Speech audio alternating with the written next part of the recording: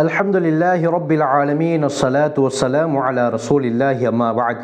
கண்ணியத்திற்குரிய இறைவனின் நல்லடியார்களே, அல்லாஹ்வின் சாந்தியும் சமாதானமும் என்றென்றும் நம் அனைவர் மீதும் உண்டாவதாக. தஃப்சீருடைய பாட வகுப்பில் 9வது தொடரிலே நாங்கள் இருக்கிறோம். இதற்கு முன்னால் நடந்த எல்லா வகுப்புகளையும் நீங்கள் கற்றுக்கொள்ள விரும்பினால் அதனுடைய ஃபுல் பிளேலிஸ்ட்டை கீழே டிஸ்கிரிப்ஷன் பாக்ஸில் தருகிறேன், செக் பண்ணி பார்த்து கொள்ளுங்கள். அதிகமான பிரயோஜனங்களை நீங்கள் அடைந்து கொள்வீர்கள். இன்றைய பாடத்தில் நாங்கள் எதை பற்றி பார்க்க இருக்கிறோம் என்று சொன்னால், குர்ஆனிலே முதலாவதாக இறங்கிய சூரா எது என்பதைத்தான் நாங்கள் பார்க்க இருக்கிறோம். குர்ஆன் என்று வரும் பொழுது எமக்கு தெரியும், முதலாவதாக இறக்கப்பட்டது சூரா அலக்குடைய முதல் 5 வசனங்கள். இக்ரா பிஸ்மி ரப்பிக்கல்லதி ஹலக் ஹலக்கல் இன்சான மின் அலக் இக்ரா வரப்புக்கல் அக்ரம் அல்லதி அல்லம பில் கலம் அல்லமல் இன்சான மாலம் யஅலம் என்ற இந்த 5 வசனங்கள் தான் இறக்கப்பட்டது. ஆனாலும் சில குர்ஆனுடைய விரிவுரையாளர்களுடைய கருத்து என்னவென்றால், இல்லை முதலாவதாக இறக்கப்பட்டது சூரா முத்தஸிர், யா அய்யுஹல் முத்தஸிர் கும் ஃபஅன்ஸிர் வரப்பக ஃபகப்பிர் என்று ஆரம்பிக்கப்படக்கூடிய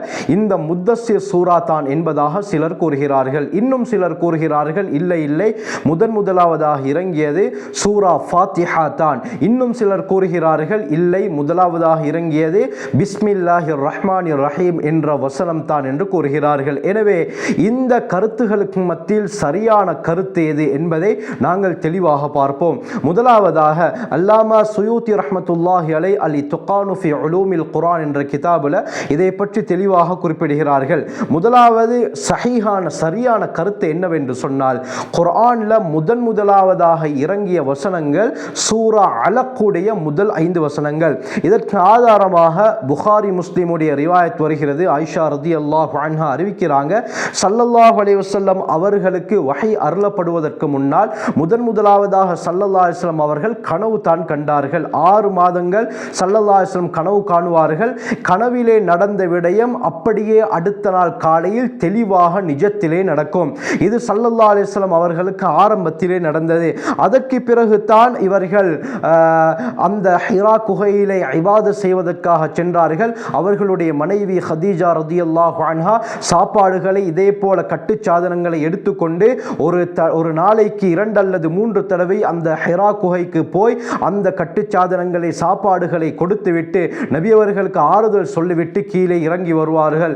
ஹிரா குகை எந்த அளவுக்கு உயரம், அந்த குகையிலே ஏறுவது என்பது எவ்வளவு சிரமம். இன்றே ஏறுவதற்காக வேண்டி பல விடயங்கள் செய்யப்பட்டிருந்தாலும் கம்பிகள் போடப்பட்டிருக்கிறது, சில இடங்களில் படிகள் செய்யப்பட்டிருக்கிறது.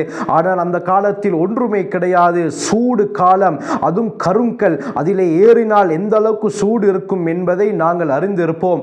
அப்படி இருந்தும் அவர்களுடைய 55வது வயதில், நபி அவர்களை விட 15 வயது மூத்தவர்கள் ஹதீஜா ரலியல்லாஹு அன்ஹா, அந்த மலைக்கு ஒரு நாளைக்கு 2-3 தடவை ஏறுவதாக இருந்தால் எந்த அளவுக்கு கஷ்டமாக இருந்திருக்கும் என்று நாங்கள் யோசித்து பார்க்க வேண்டும். எனவே ஹதீஜா ரலியல்லாஹு அன்ஹா ஏறுவார்கள், அந்த எல்லாவற்றையும் கொடுத்து விட்டு கீழே இறங்குவார்கள்.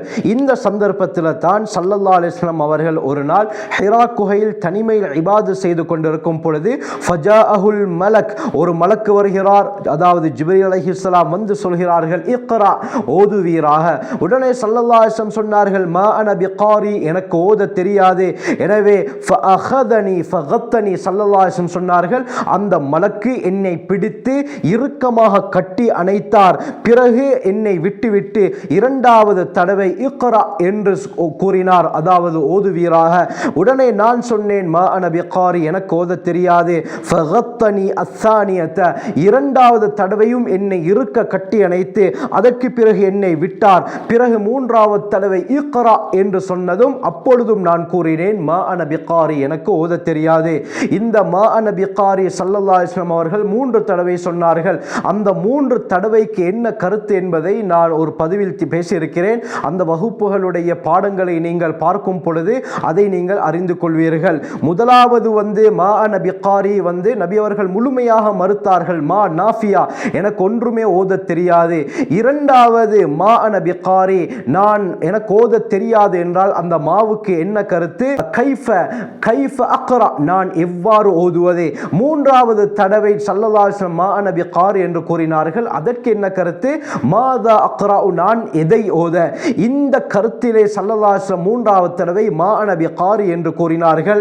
இந்த சந்தர்ப்பத்தில் தான் ஜிப்ரீல் அலைஹிஸ்ஸலாம் அவர்கள் சூரா அலக்குடைய முதல் 5 வசனங்களை ஓதி காட்டினார்கள். இக்ரா பிஸ்மி ரப்பிக்கல்லதி ஹலக்ல இருந்து மாலம் யாலம் வரை இருக்கக்கூடிய 5 வசனங்களை ஓதி காட்டினார்கள். அதற்கு பிறகு ஸல்லல்லாஹு அலைஹி வஸல்லம் அவர்கள் ஹதீஜா ரலியல்லாஹு அன்ஹா அவர்களுடைய வீட்டை நோக்கி ஓடி வந்தார்கள். நபி அவர்களுக்கு குளிர் காய்ச்சல் ஏற்பட்டது. அந்த சம்பவங்களை நாங்கள் தெளிவாக அறிந்திருக்கிறோம். எனவே இந்த ஹதீஸிலே புகாரி முஸ்லிமுடைய சஹீஹான ரிவாயத் இதிலே தெளிவாக சொல்லப்பட்டிருக்கிறது. முதலாவதாக ஸல்லல்லாஹு அலைஹி வஸல்லம் அவர்களுக்கு இறக்கப்பட்டது சூரா அலக்குடைய முதல் 5 வசனங்கள் தான். இந்த விடயத்தை இமாம் தபரானி ரஹ்மத்துல்லாஹி அலைஹி அவர்களும் தெளிவாக குறிப்பிடுகிறார்கள். ஹஜ்ரத் ஸல்லல்லாஹு அலைஹி வஸல்லம் அவர்களுக்கு முதலாவதாக ஹாதிஹி அவ்வலு சூரத்தின் உன்சிலத் அலா முஹம்மதின் ஸல்லல்லாஹு அலைஹி வஸல்லம், இந்த சூரா அலக்குடைய முதல் 5 வசனங்கள் தான் நம்முடைய தலைவர் ஸல்லல்லாஹு அலைஹி வஸல்லம் அவர்களுக்கு இறக்கப்பட்டது என்ற விடயத்தை தெளிவாக கூறுகிறார்கள். அதற்கு பிறகு இரண்டாவது ஒரு கருத்து சொல்லப்படுகிறது. அதாவது ஸல்லல்லாஹு அலைஹி வஸல்லம் அவர்களுக்கு இறக்கப்பட்ட முதலாவது சூரா யா அய்யுஹல் முத்தஸ்ஸிர் என்ற சூரா தான். இது எங்கே வருகிறது? புகாரி முஸ்லிம்ல தான் இந்த ஹதீஸும் இடம்பெறுகிறது. அபூ சலமத் இப்னு அப்துர் ரஹ்மான் அவர்கள் ஜாபிர் பின் அப்துல்லா ரலியல்லாஹு அவர்களிடத்தை கேட்கிறாங்க, ஐயுல் குர்ஆனி உன்சில கபுல், முதலாவதாக எந்த சூரா குர்ஆனிலே எந்த அத்தியாயம் இறக்கப்பட்டது? அதற்கு ஜாபிர் ரலியல்லாஹு அன்ஹு சொன்னாங்க, யா அய்யுஹல் முத்தஸ்ஸிர் என்ற அந்த முத்தஸ்ஸிர் என்ற சூரா தான். உடனே நான் கேட்டேன், இக்ரா பிஸ்மி ரப்பிக்கல்லதி ஹலக், இந்த சூரா இறக்கப்படவில்லையா என்று கேட்டதற்கு ஜாபிர் ரலியல்லாஹு அன்ஹு சொன்னாங்க, உஹத்திஸுகும் மா ஹத்தஸனா பிஹி ரசூலுல்லாஹி ஸல்லல்லாஹு அலைஹி வஸல்லம், ஸல்லல்லாஹு அலைஹி வஸல்லம் அவர்கள் எங்களுக்கு எந்த விடயத்தை அறிவித்து கொடுத்தார்களோ அதைத்தான் உங்களுக்கு நாங்கள் கூறுகிறோம். நபி அவர்கள் தான் எங்களுக்கு சொன்னார்கள் முதலாவதாக இறக்கப்பட்ட சூரா யா அய்யுஹல் முத்தஸ்ஸிர் என்ற சூரா தான் என்பதாக இந்த ஹதீஸிலே சொல்லப்பட்டிருக்கிறது. இந்த 2 ஹதீஸ்களை ஜம்மு செய்யும் பொழுது இமாம் சுயூத்தி ரஹ்மத்துல்லாஹி அலைஹி அவர்கள் இதற்கு என்ன பதில் அளிக்கிறார்கள் என்றால், முதலாவதாக ஸல்லல்லாஹு அலைஹி வஸல்லம் அவர்களுக்கு இறக்கப்பட்ட வசனங்கள் சூரா அலக்குடைய முதல் 5 வசனங்கள். 5 வசனங்கள் இறக்கப்பட்டு இருந்தாலும் முழு சூரா ஸல்லல்லாஹு அலைஹி வஸல்லம் அவர்களுக்கு ஆரம்பமாக இறக்கப்படவில்லை. ஸல்லல்லாஹு அலைஹி வஸல்லம் அவர்களுக்கு முதலாவதாக முழு சூரா இறக்கப்பட்டது என்று சொன்னால் அது சூரா முத்தஸ்ஸிர். சூரா முத்தஸ்ஸிர் முழுமையாக இறக்கப்பட்டது. எங்களுக்கு தெரியும், இக்ரா பிஸ்மி ரப்பிக்கல்லதி ஹலக் என்ற இந்த சூரா அலக் இறக்கப்பட்டதற்கு பிறகு ஸல்லல்லாஹு அலைஹி வஸல்லம் அவர்களுக்கு சில காலம் வஹி வரவில்லை. சில காலம் வஹி இல்லாமல் ஸல்லல்லாஹு அலைஹி வஸல்லம் அவர்கள் இருந்தார்கள். இந்த காலத்துக்கு தான் ஃபத்ரத்துடைய காலம் என்று சொல்லப்படுகிறது.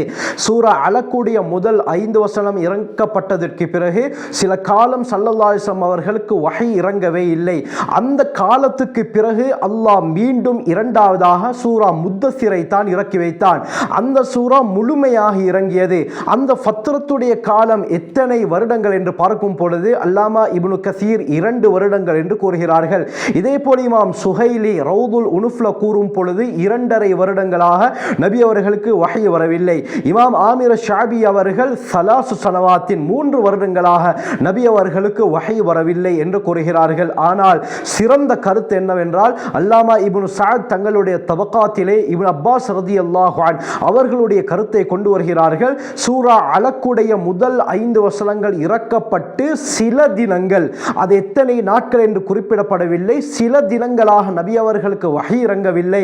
அதற்கு பிறகு அல்லாஹ் கண்டினியூவாக வஹையை இறக்கினான். அந்த அலக் சூராவுடைய முதல் 5 வசனம் இறக்கப்பட்டதற்கு பிறகு அடுத்ததாக இரண்டாவதாக நபி அவர்களுக்கு இறங்கிய வஹி தான் சூரா முத்தஸ்ஸிர். இந்த சூரா முழுமையாக இறங்கியது. எனவே ஜாபிர் ரலியல்லாஹு அன்ஹு அவர்களுடைய ஹதீஸ்ல ஸல்லல்லாஹு அலைஹி வஸல்லம் அவர்கள் முதலாவதாக இறங்கிய சூரா முத்தஸ்ஸிர் என்று சொன்னது எதை வைத்து என்று சொன்னால் முழுமையாக இறங்கியதை வைத்து.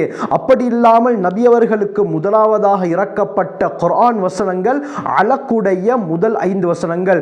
முத்தஸ்ஸிர் சூரா இறக்கப்பட்டதற்கு பிறகு தான் அலக்குடைய மிகுதிய ஆயத்துகள் ஸல்லல்லாஹு அலைஹி வஸல்லம் அவர்களுக்கு இறக்கப்பட்டது. இதனால தான் சில வரலாற்று ஆசிரியர்கள் கூறுகிறார்கள், நுப்பி அர் ரசூலு பி இக்ரா வ உர்சில ரசூலன் பில் முத்தஸ்ஸிர்.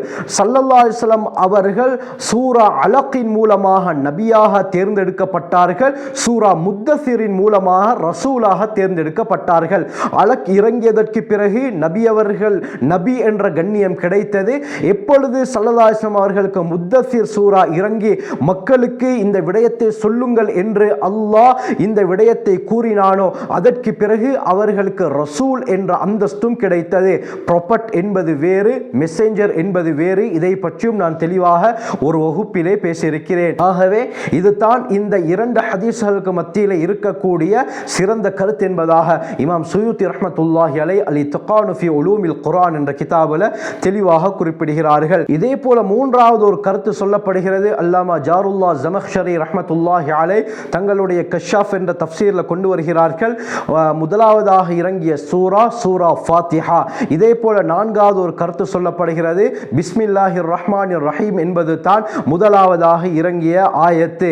இந்த விடயத்தை அல்லாமா இப்னு நக்கீப் அவர்கள் தங்களுடைய தஃப்சீரிலே இதை குறிப்பிடுகிறார்கள். எது எப்படி இருந்தாலும் இந்த மூன்றாவது நான்காவது கருத்து என்று வரும் பொழுது அதனுடைய ஆதாரங்கள் குறைவாக இருப்பதின் காரணமாக முதல் இரண்டு கருத்து, அதாவது முதலாவதாக இறங்கியது இக்ரா உடைய 5 வசனங்கள், இரண்டாவது கருத்து சூரா முத்தஸிர், இந்த இரண்டுடைய ஆதாரம் புகாரியிலே வருவதன் காரணமாக இந்த இரண்டு ஹதீஸ்களுடைய தரம் சஹீஹ். ஆகவே இந்த இரண்டு கருத்துகள் தான் ஏற்றுக்கொள்ளப்படுகின்றன. அதே போல அந்த இரண்டு கருத்துகள் இரண்டு ஹதீஸ்களிலே சொல்லப்பட்ட அந்த விடயங்களுடைய விளக்கம் என்னவென்பதையும் நாங்கள் தெளிவாக பார்த்தோம். எது முதலிலே இறக்கப்பட்டது, எது முழுமையாக இறக்கப்பட்டது என்ற விடயத்தையும் நாங்கள் தெளிவாக பார்த்தோம். ஆகவே குர்ஆனை முழுமையாக விளங்கி அல்லாஹுடைய நெருக்கத்தை பெறக்கூடிய கூட்டத்தில் அல்லாஹ் சுப்ஹானஹு வ தஆலா நம் அனைவரையும் சேர்த்தருள்வானாக. இன்ஷா அல்லாஹ் அடுத்த வகுப்புல கடைசியாக இறங்கிய சூரா ஆயத்து எது என்பதை பற்றி தெளிவாக பார்ப்போம். ஜஸாக்குமுல்லாஹு கைர் வ ஆகிரு தஅவானா அல்ஹம்துலில்லாஹி ரப்பில் ஆலமீன்.